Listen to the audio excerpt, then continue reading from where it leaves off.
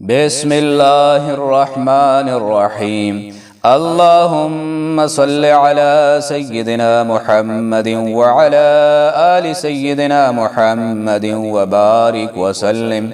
عزیز ساتھیو، السلام علیکم۔ سیرت النبی صلی اللہ علیہ وآلہ وسلم کے حوالے سے آج ایک نئے موضوع کے ساتھ حاضر ہے۔ آج کا ہمارا موضوع ہے اسلام کا پہلا مدرسہ۔ مدینہ پہنچ کر اوس اور حضرت کے ذمہ دار لوگوں نے آن حضرت صلی اللہ علیہ وآلہ وسلم کو خط لکھا کہ یہاں الحمدللہ اسلام کی اشاعت ہو چکی ہے، آپ کسی صاحب کو ہمارے یہاں بھیج دیجئے جو ہمیں قرآن شریف پڑھائیں اور لوگوں کو اسلام کی دعوت اور ہمیں احکام شریعہ کی تعلیم دے اور نماز میں ہمارے لیے امام بنے۔ آپ صلی اللہ علیہ وآلہ وسلم نے مصعب بن عمیر رضی اللہ تعالی عنہ کو تعلیم قرآن کے لیے بھیج دیا اور اسلام میں سب سے پہلے مدرسہ کی بنیاد مدینہ میں پڑ گئی۔ آئندہ سال حج کے ایام میں مدینہ طیبہ سے ایک بڑا قافلہ مکہ معظمہ پہنچا، جن میں 70 مرد اور 2 عورتیں تھیں۔ نبی کریم صلی اللہ علیہ وآلہ وسلم نے ان کا استقبال کیا اور ان سے عقبہ کے پاس رات کو ملنے کا وعدہ فرمایا۔ حسب وعدہ نصف رات کے وقت سب لوگ جمع ہو گئے۔ آن حضرت صلی اللہ علیہ وآلہ وسلم کے ساتھ آپ صلی اللہ علیہ وآلہ وسلم کے چچا عباس رضی اللہ تعالی عنہ بھی تشریف لائے۔ اگرچہ حضرت عباس رضی اللہ تعالی عنہ اس وقت تک مسلمان نہ ہوئے تھے۔ جب سب جمع ہو گئے تو حضرت عباس رضی اللہ تعالی عنہ نے ان سے خطاب کر کے فرمایا کہ یہ میرا بھتیجا نبی کریم صلی اللہ علیہ وآلہ وسلم ہمیشہ اپنی قوم میں عزت اور حفاظت کے ساتھ رہا ہے۔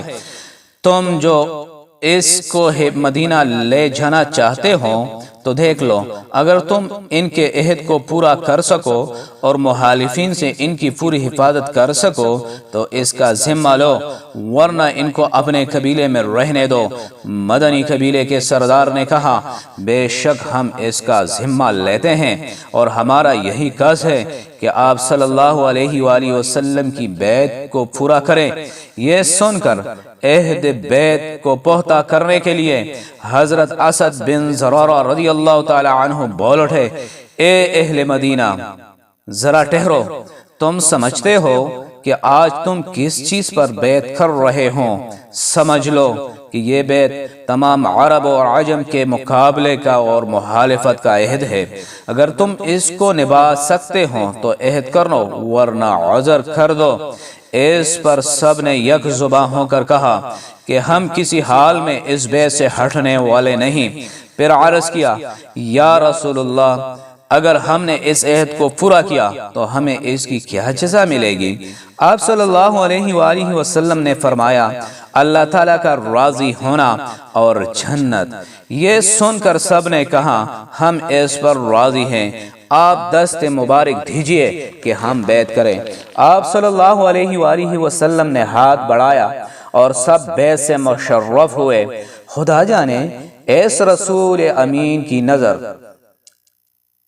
فیض اثر اور چند کلمات نے ان لوگوں پر کیا اثر کیا تھا کہ ایک ہی صحبت میں تمام دنیاوی علائق، جاہ و جمال اور عزت و آبرو اس کے مقابلے میں قربان کرنے کے لیے کمر بستہ ہو گئے، اور پھر یہ رنگ ان کی اولاد تک قائم رہا۔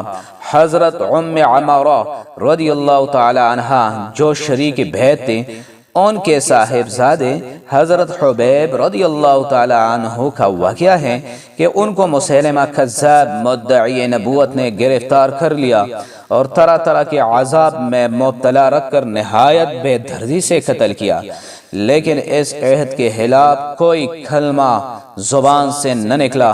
یہ ظالم ان سے دریافت کیا کرتا تھا کہ محمد صلی اللہ علیہ وآلہ وسلم اللہ تعالیٰ کے رسول ہے تو وہ فرماتے ہیں بے شک۔